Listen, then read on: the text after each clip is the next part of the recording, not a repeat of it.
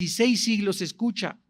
Por más de 16 siglos se entendió que la base de toda la sociedad era la naturaleza humana, creada a imagen y semejanza de Dios. En otras palabras, en 16 siglos se creyó que el pecado era el resultado y la maldad del ser humano. Y la pregunta que vamos a contestar en esta tarde es: ¿qué le ha sucedido a la noción bíblica del pecado? Ya no se habla del pecado, repito, ya se habla del defecto trágico, en lo cual Shakespeare lo bautizó. Marx dijo, es el problema de lucha de clases, el proletariado tiene que derribar a la burguesía. Sigmund Freud, lo vamos a analizar en esta noche también, dijo que el problema era el medio ambiente, y así todos han tratado de echarle la culpa no al ser humano, sino a la sociedad, al medio ambiente, a infancias disfuncionales, a problemas emocionales, lo cual dio lugar a la psicología y a la falsa psiquiatría. Vamos a comenzar con la primera idea del primer hombre que comenzó a sembrar estas ideas en el mundo, llamado Jean-Jacques Rousseau. Rousseau o Rousseau, como lo quieran pronunciar en francés. Jean-Jacques Rousseau. Este hombre nació en Suiza y surgió dentro de la escena intelectual de la época en la que él estaba viviendo a mediados del siglo XVIII. O sea que un análisis breve de la historia que vamos a hacer en esta noche nos va a llevar a que del siglo XVIII a nuestros días, al siglo XXI, es donde ya aumentó, creció, se pervirtió y se degradó la sociedad en que vivimos. Este hombre ganó una notoriedad inmediata, Rousseau, porque presentó un ensayo con una tesis que jamás nadie había presentado. Se las voy a leer. Rousseau estableció esta tesis: el progreso de la civilización no es beneficioso para los seres humanos, sino dañino. Y en su estado natural, la naturaleza humana es buena y solo se vuelve mala cuando es corrompida por la sociedad. Este hombre postuló su tesis diciendo: el resultado por lo cual estamos actuando como estamos actuando es la sociedad que nos envuelve. Él vivió en tiempos después posteriores a la Revolución Francesa y comenzó a influir en muchos postrevolucionarios y comenzó a hacerle creer a la gente que realmente el Estado, si se cambiaba el Estado, si se ponía a las gentes que ellos soñaban, todo esto sembraron las semillas para el marxismo, para la psicología y para el ateísmo.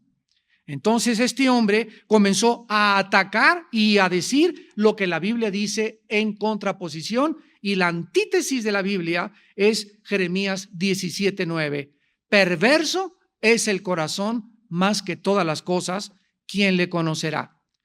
Es interesante en esta noche que analicemos estas raíces y a todos estos ideólogos o filósofos de la maldad, que todas las ideas, todas las proposiciones, todas sus tesis, todas absolutamente, sin excepción, atacan a la Biblia. O sea, vemos una guerra, como dijimos la clase pasada, de ideas en el mundo que nos rodea. Y todas las ideas que surgen y que no tienen su origen en la palabra de Dios, nosotros sabemos de dónde provienen: del mismo infierno. Y nosotros tenemos que tener, que dijimos, la intuición, la percepción y el discernimiento para que las ideas que leemos en los libros de Sanborns, en los libros de la Casa de Cristal, en los libros de tu biblioteca, en los ideólogos, en los filósofos, en la escuela, cuando vayas a la universidad, tú estés preparado para poder detectar esa idea, captarla inmediatamente, llevarla cautiva a la obediencia a Cristo Jesús, rechazarla y combatirla. Porque Dios no nos manda a ser cristianos mediocres, de tragarnos solamente las ideas y la ideología, que la evolución y que venimos del chango, que el ateísmo, el escepticismo, el hedonismo, el secularismo, etcétera, etcétera, sino que combatamos estas ideas porque somos la luz del mundo. Y es algo que se ha perdido totalmente en la cristiandad. Ya no hay apologistas, ya no hay guerreros, ya no hay personas que puedan combatir esas ideas a través de la radio, a través de la televisión, a través de escritos, a través de libros, y está el mundo oprimiendo a la iglesia, y la iglesia está dejándose penetrar por toda esta barbaridad de ideologías que van a acabar, como la Biblia lo profetiza, en la apostasía de la mayor parte de la cristiandad. Dice en Proverbios 21:2, todo camino del hombre es recto en su propia opinión. Salomón escribió hace 3000 años que cada persona tiene el mejor concepto de sí mismo.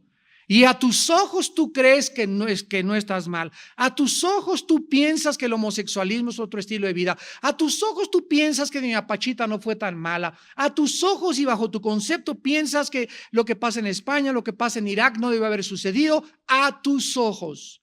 Y tenemos una percepción tan deteriorada por el pecado en nuestra mente que necesitamos ser alumbrados. ¿Y quién es la lámpara que ilumina nuestro espíritu? El Espíritu de Dios, el Espíritu Santo. Él es el único que puede arrojar a nuestra vida la luz para mostrarme que lo que yo creía, lo que yo suponía, lo que yo pensaba, de acuerdo a mis falsas conceptualizaciones, estaba totalmente yo equivocado. Y yo tengo que ser manso y humilde para someterme y desechar esas ideas, sacar esas ideologías de mi mente, no abrazarlas porque contrapone la palabra de Dios, y el Espíritu Santo me seguirá guiando y me seguirá mostrando el camino de la verdad. En Romanos 3:10, el diagnóstico de Dios es que no hay justo ni aún uno. Y aquí no hay excepciones, ni un papa, ni una monja, ni un monje, ni San Martín de Porres, ni Santa Sirindana, ni Santa Cachiporra, ni Santa como tú le llames.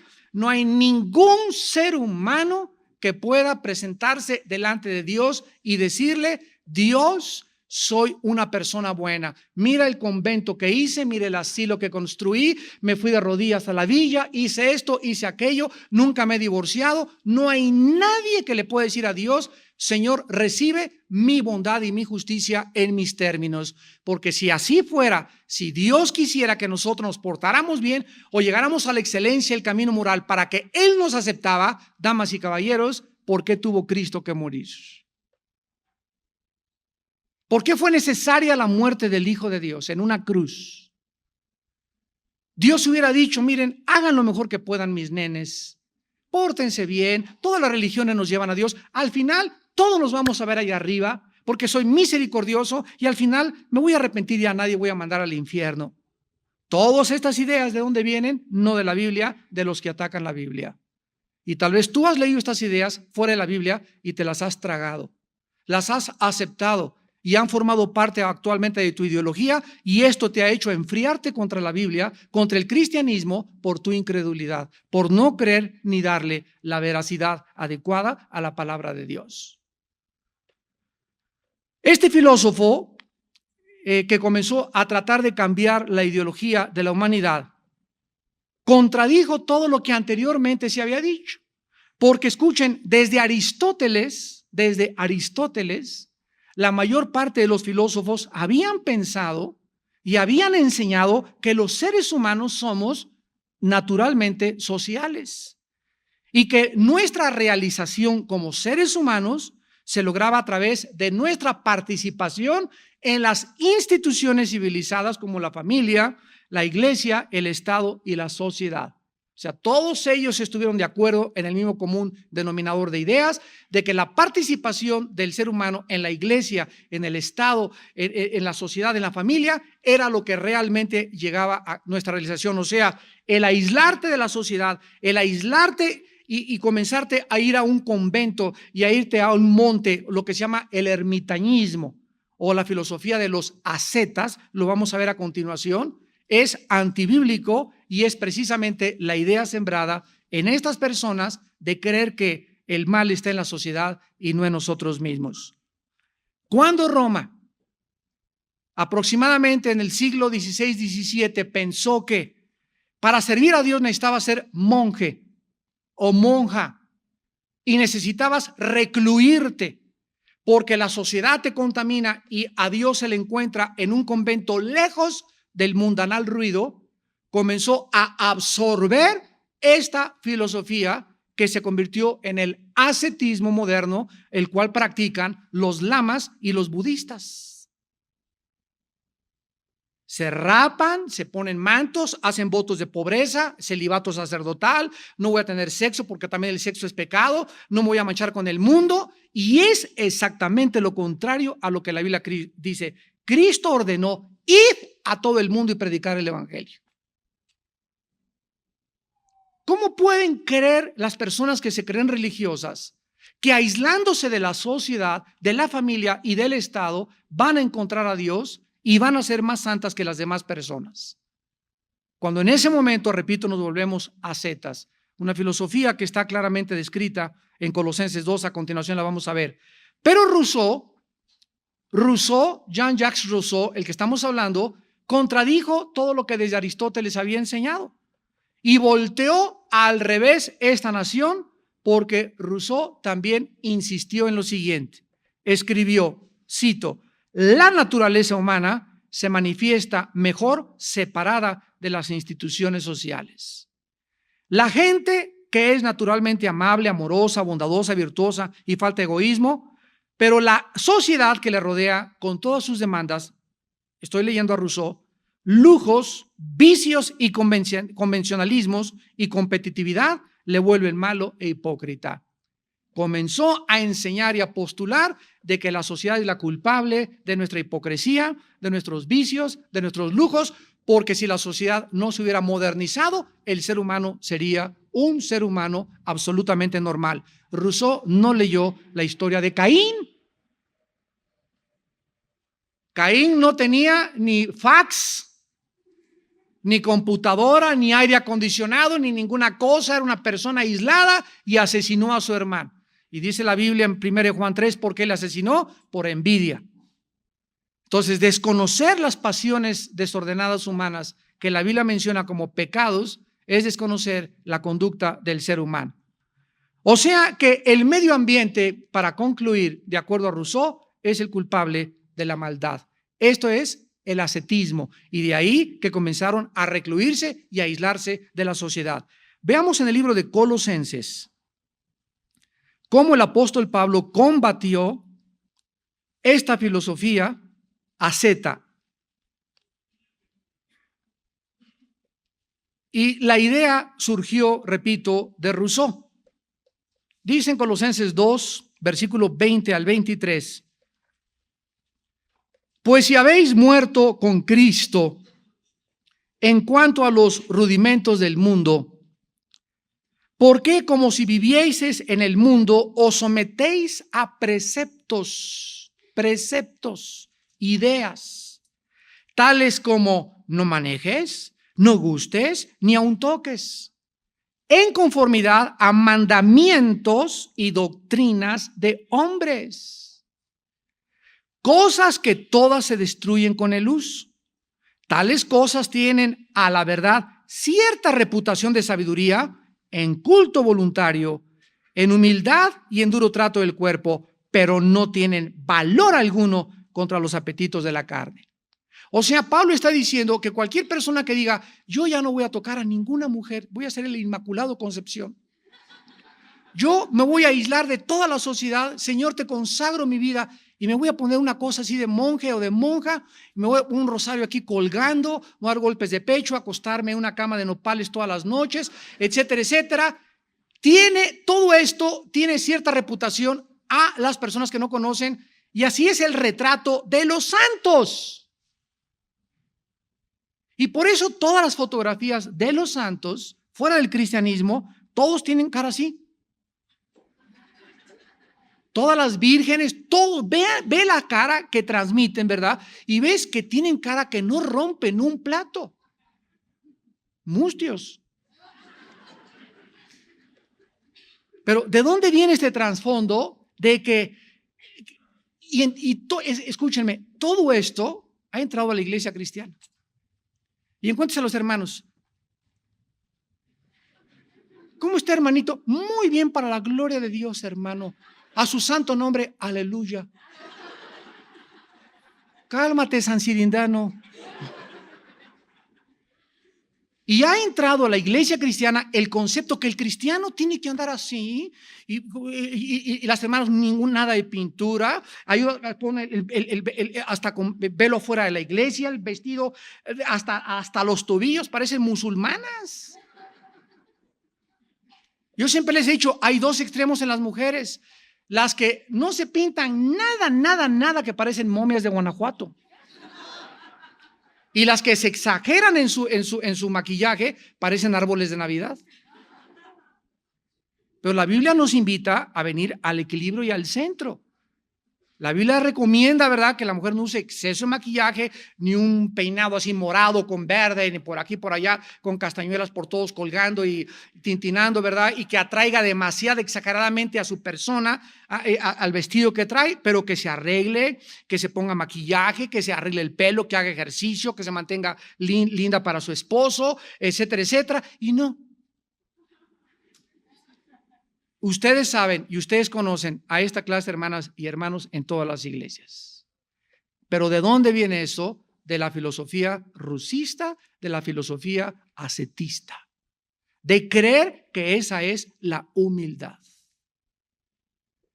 Yo recuerdo todavía hace 30, 40 años, para no ir tan lejos, conozco pastores de Argentina, amigos míos, que me han dicho: Armando, en Argentina nos enseñaron a que el pastor no podía tener una camisa limpia, arrow, una buena corbata, para ser humilde tenía que tener el cuello roto, andar de guaraches, y la iglesia podía vivir el ingeniero con una casa, por allá también el otro, pero el pastor tenía que vivir en una covacha, en un petate, y tenía que hacer votos de pobreza. Y esos pastores me han dicho en Argentina, mis padres, eso me enseñaron a mí.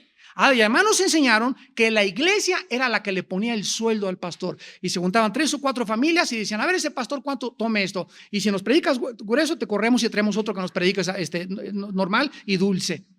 Y así, yo conozco en México, aquí en el área de satélite, cantidad de iglesias que funcionan bajo estas condiciones, que son familias, una puso el techo, la otra la puerta, y ellas son las que asalarian a los pastores, quitan a los pastores, ponen a los pastores y dictan hasta lo que tienen que predicar.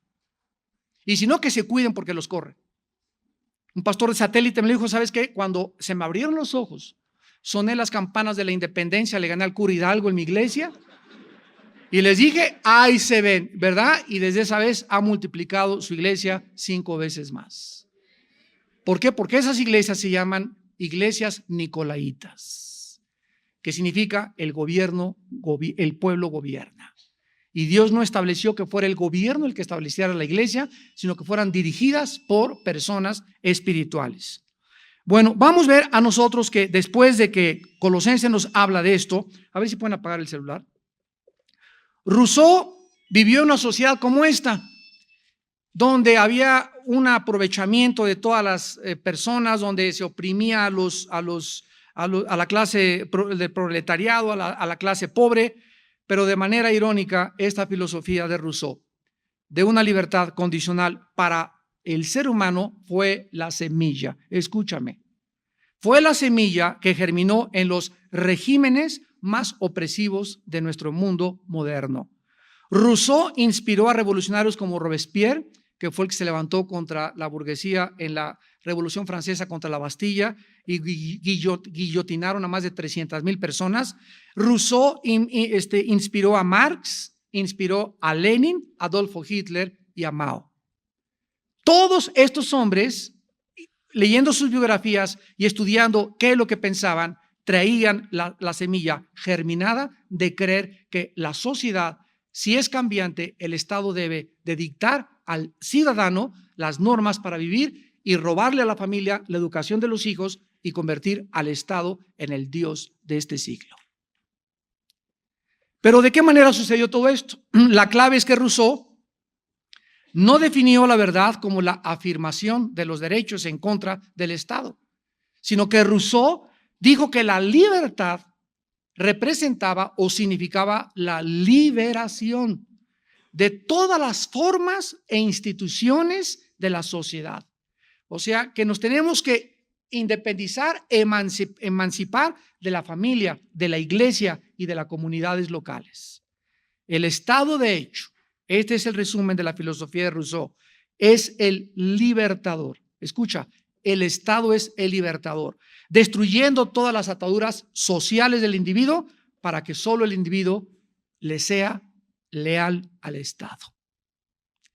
Mateo 22, 37 al 38, le preguntaron a Jesús, ¿cuál es el más grande mandamiento?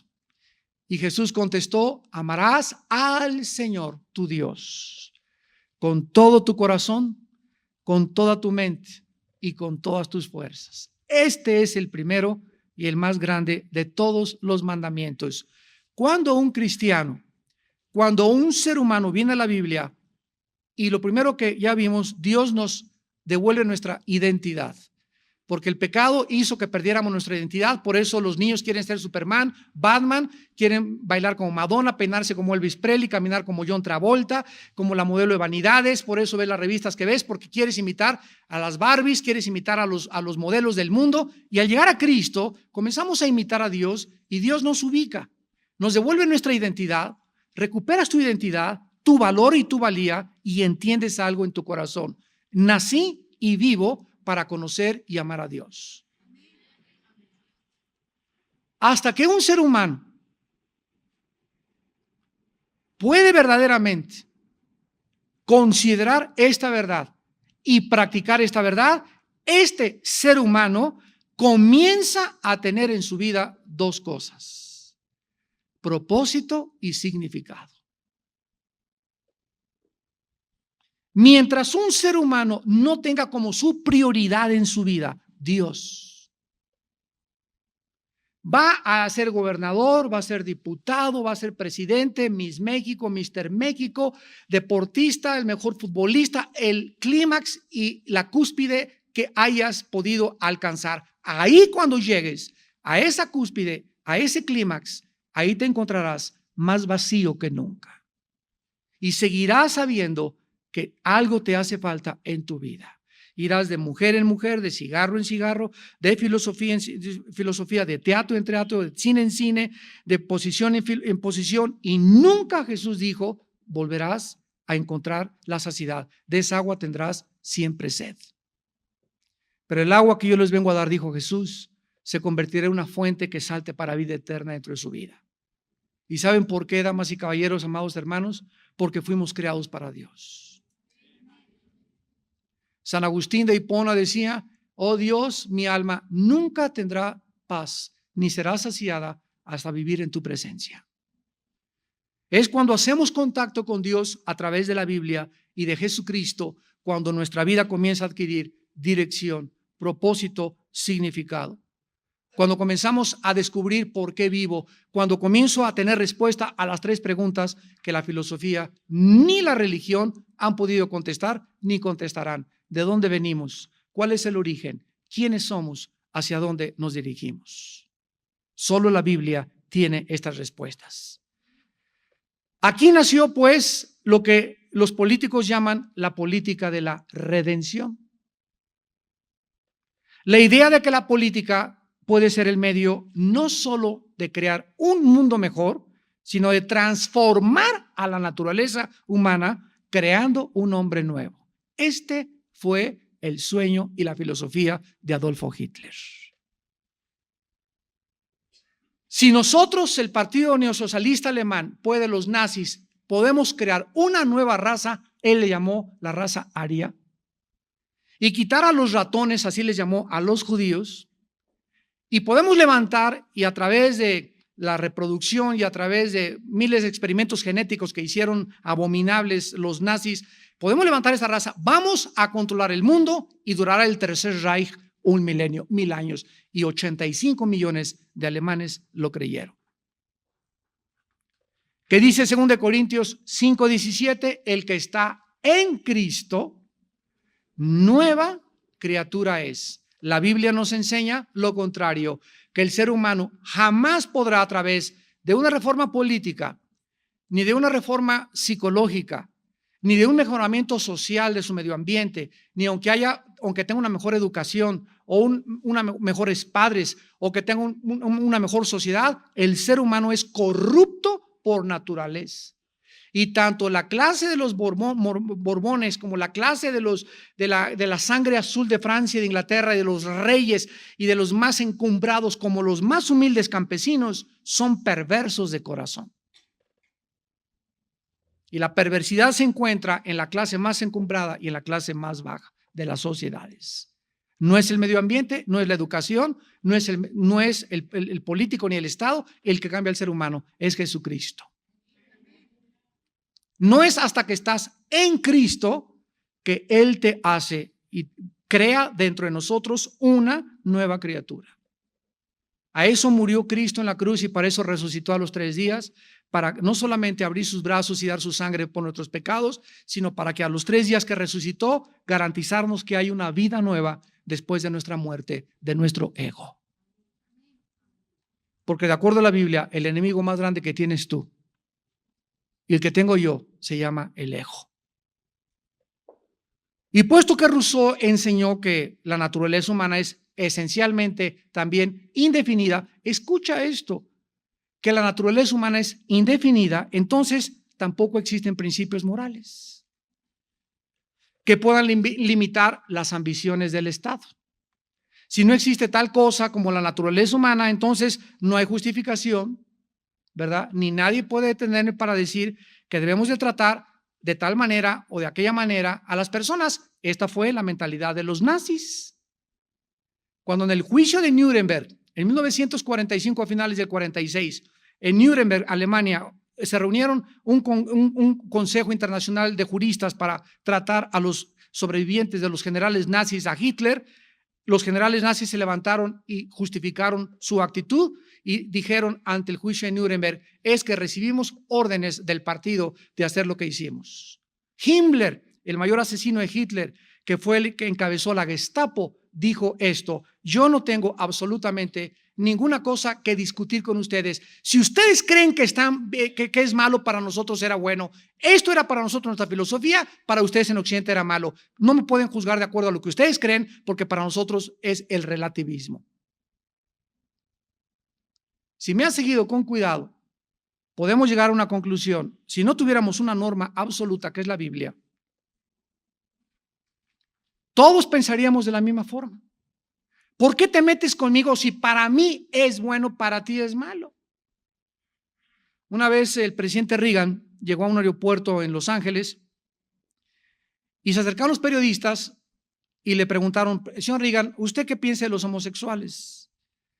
Y él contestó, dijo, pues que es una cosa muy fea y es una forma muy mala de invertir la naturaleza humana. Y el periodista le contestó, bueno, esa es su opinión de usted, pero no es la opinión de ellos. Para ellos es bueno y para usted es malo. Y Reagan volvió otra vez y contestó y les dijo, es que no importa lo que ellos piensen ni lo que yo piense, sino lo que la Biblia dice del homosexualismo. En España tú vas y te metes a una discoteca y puedes fumar marihuana dentro de la discoteca o del café mientras no te salgas a la calle. Para ellos está legalizado dentro de las discotecas. En México todavía no. ¿Quién tiene la razón?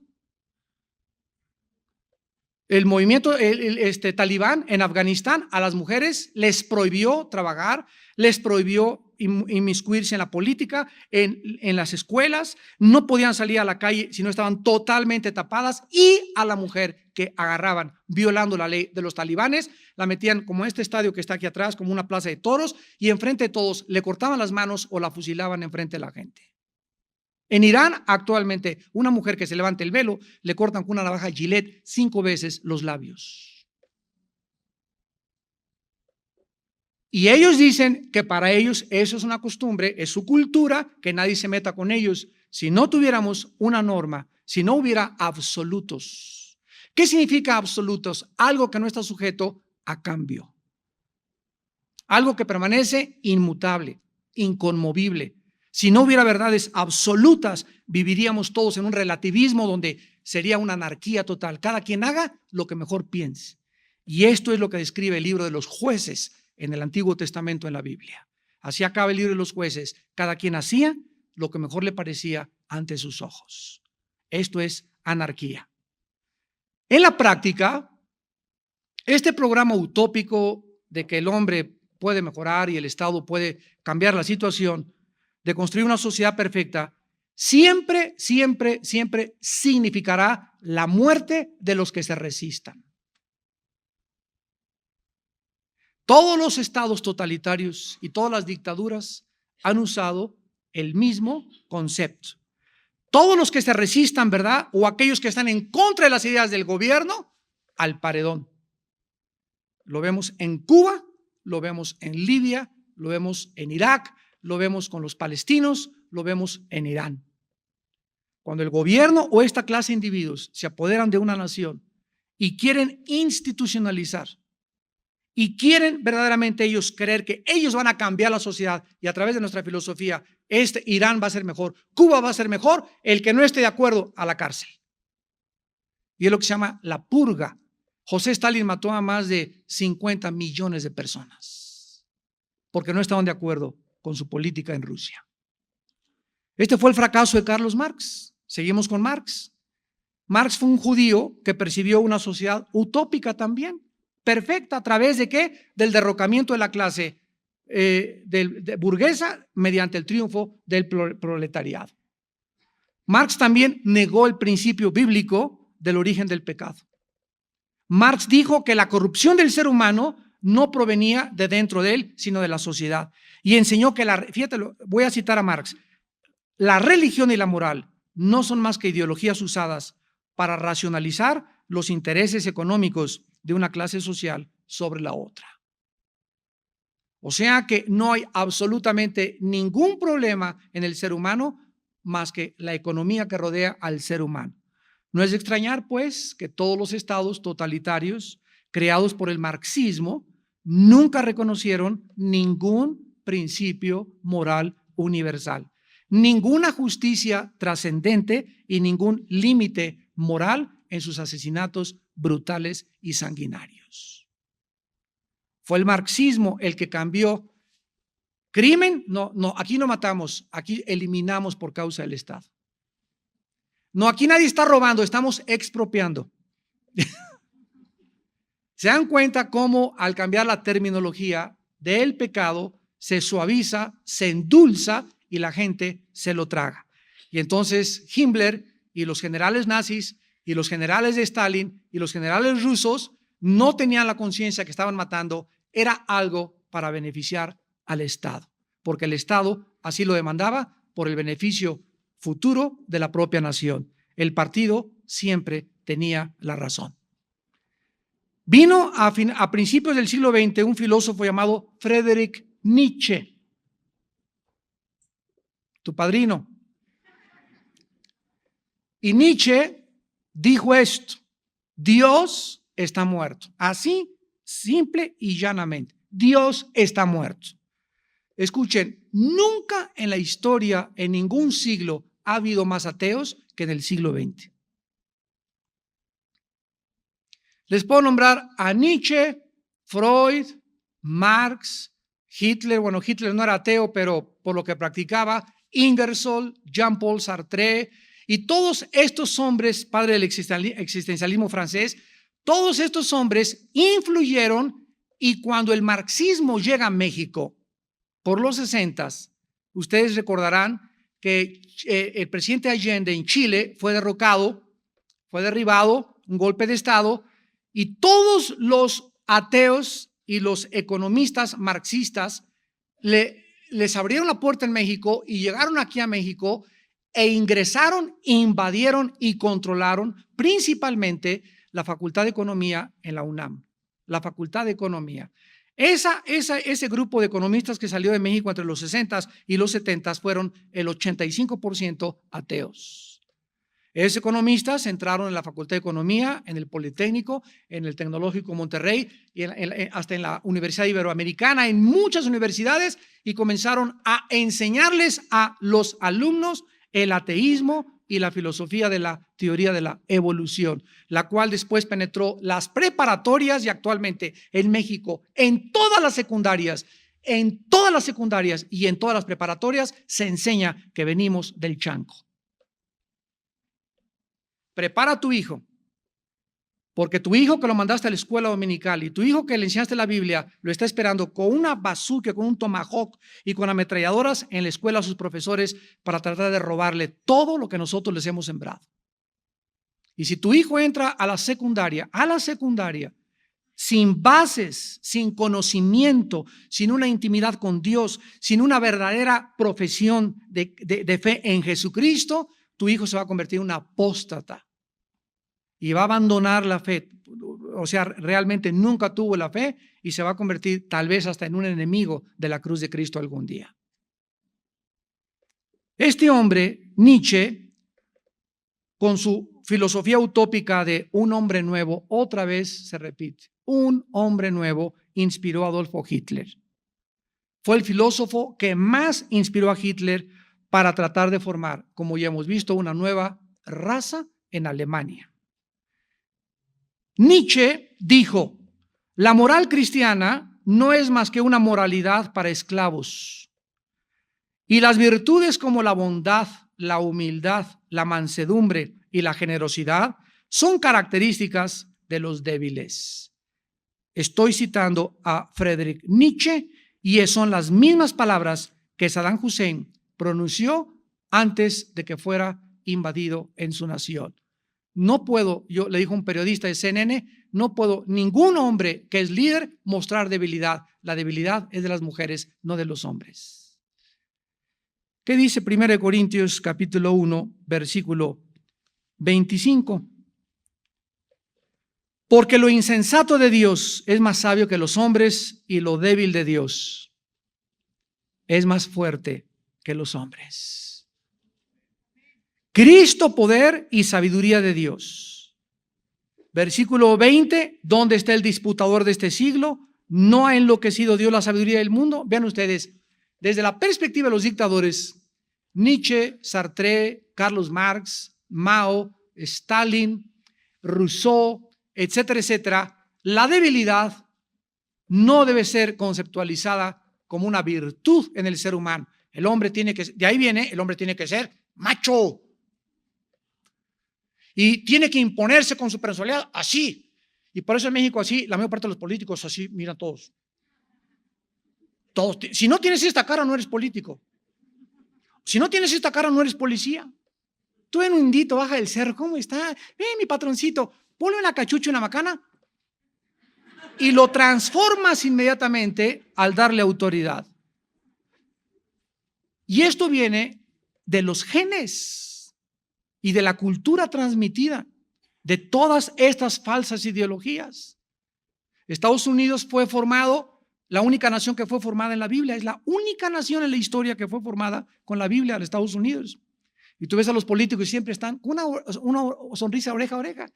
Ves a los policías, te para un policía de Estados Unidos, ¿cómo está? Te llega riendo y aquí te llegan y parece que te van a macanear. ¿Por qué esa actitud? Por la ideología, por la cultura, de donde tiene todo su raíz. De forma paradójica, Nietzsche se hace homosexual a los 35 años y muere loco a los 42 años de edad en un manicomio. El hombre que dijo que Dios estaba muerto nunca supo que él fue el que murió, pero Dios seguía vivo.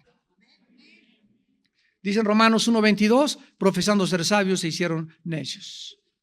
Y finalmente tenemos a Sigmund Freud, llamado el padre de la psicología moderna. Él ha sido una de las personas que más le han quitado. Escucha, si tú vas a estudiar psicología, cuídate cuando te enseñen a Freud el conductismo y el psicoanálisis. Para que ya con un filtro, si vas a estudiar psicología, lo puedas filtrar y no te tragues todo lo que te están enseñando. Freud enseñó que el sentido de responsabilidad moral no existía. Es una de las personas que le quitaron, repito, más que nadie, el sentido de la responsabilidad moral al individuo. ¿Por qué? Freud redujo al ser humano a un animal complejo. Rechazó las explicaciones de la conducta humana relacionadas con el pecado, el alma o la conciencia. Dijo que no existían esas cosas y las sustituyó con términos científicos tomados de la biología como instintos o impulsos. En la teoría freudiana, las personas no son agentes racionales, sino títeres de fuerzas inconscientes que los seres humanos no podemos comprender ni controlar. En otras palabras, nosotros somos movidos, somos robots de una forma inconsciente. El profeta Ezequiel, hace 2800 años aproximadamente, escribió en el capítulo 18, versículo 2, versículo 4 de la Biblia: he aquí que todas las almas son mías, como el alma del Padre, así el alma del Hijo es mía, dice el Señor. El alma que pecare, esa morirá.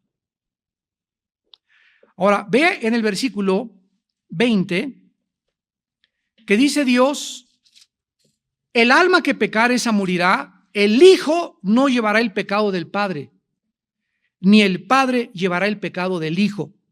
La justicia del justo será sobre él y la impiedad del impío será sobre él. Aquí Dios está hablando de dos cosas. En primer lugar, no está negando la herencia maldita del pecado. Por ejemplo, permítame explicarles. Si mi abuelo fue alcohólico y mi padre fue alcohólico, yo voy a tener una tendencia muy grande de ser alcohólico. Si mi padre fue diabético, mi madre fue diabética y mis abuelos fueron diabéticos, yo voy a tener una propensidad tremenda hacia la diabetes. Ok, entonces no se está negando que hay una herencia genética, física, que afecta enfermedades, alcoholismo, etcétera, etcétera. Lo que se está negando aquí es la responsabilidad. Si mi padre fue borracho, mi madre fue borracha y yo tengo la probabilidad de heredar la borrachera, yo tengo que escoger seguir siendo borracho como ellos o recibir a Cristo y ayudar a pelear contra la borrachera. Yo no puedo decir yo soy borracho porque lo heredé de mi madre. Es lo que Dios está diciendo. Yo soy así porque mi mamá fue prostituta. Yo soy así por la niñez y la infancia disfuncional en la que yo nací. Es que mi padre me violó y yo soy así prostituta porque me gustan las mujeres, porque de chica tuve relaciones con mujeres. Nadie, de acuerdo a la Biblia, puede justificar sus pecados por el medio ambiente o por la herencia. Cada quien es responsable. Tú has escogido ser así porque así te ha gustado. Y Dios en esta tarde te ofrece el perdón de tus pecados. Y te ofrece cambiar. Y si tuviste un medio ambiente que no fue adecuado y creciste en Tepito y te decían el mochorejas de la Merced y matabas en Sion el Zahualcóyotl y te violaron desde niña y te hicieron lo que te hicieron, la gracia de Dios es más grande que las maldiciones que heredamos.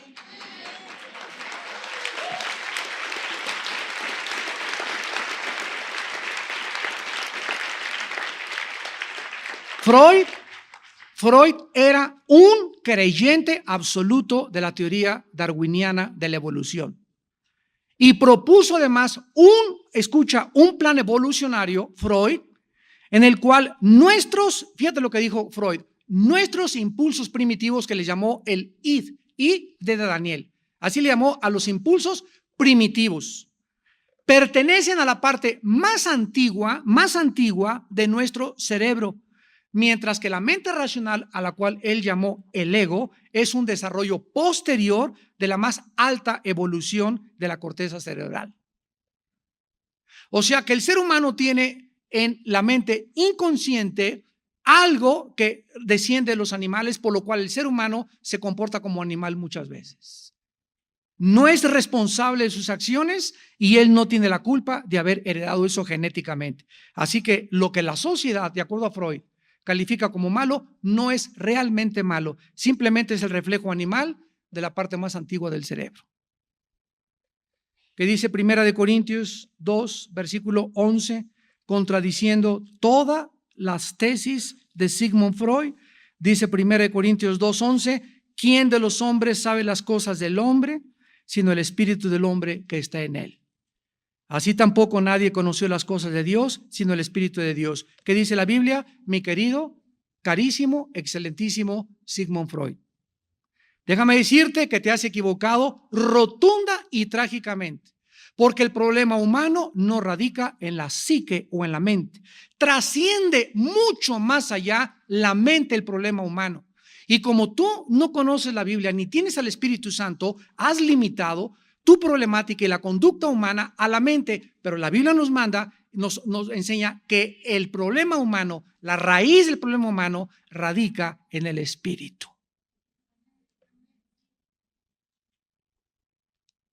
La enfermedad del ser humano está en su espíritu muerto hacia Dios. Ese es el diagnóstico de Dios. Pero los hombres, como no conocen la mente de Dios, pues es esto, es aquello, es el Estado, vamos a cambiar esto, es la sociedad. Hemos visto en esta tarde cómo todos los seres humanos sin la Biblia se han equivocado, porque hay caminos que parecen derechos y su fin es camino de muerte. La Biblia nos muestra que nosotros debemos de regresar totalmente a los principios y a los fundamentos de la palabra de Dios. Porque si no tenemos una luz que es la Biblia, toda la luz que te pueda dar el mundo son tinieblas. Todos estos fueron hombres comunes y corrientes, pero Jesús dijo, yo he venido de arriba. El que es de la tierra, cosas terrenales habla, el que viene del cielo, cosas celestiales habla.